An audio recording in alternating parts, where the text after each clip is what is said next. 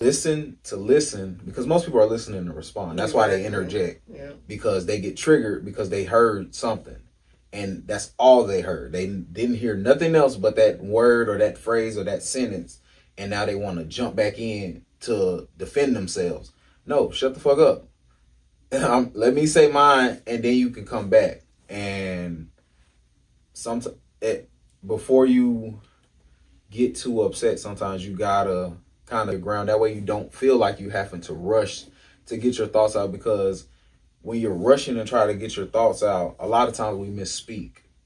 So like, exactly what happens. Yeah, what I said the wrong way. Yeah, I wasn't given the opportunity to elaborate properly, and that's why I say that's something I would suggest that maybe trying just in general, not just with him, just dealing with people in general. Like, already the quiet one. You're not gonna mute the few words that I got. Yep.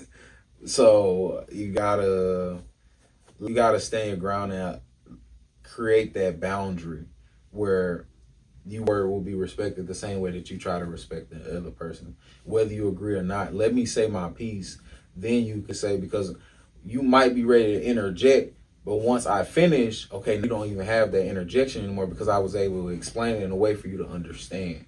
And so on the flip side of that, people that are interrupters, y'all have to allow the other person to speak. And if they say, hey, I wasn't done yet, shut the fuck up.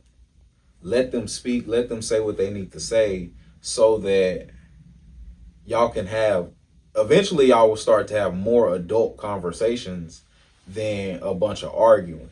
Because I tell people all the time, I don't argue with anybody. Yeah. I'll have a conversation about anything, though.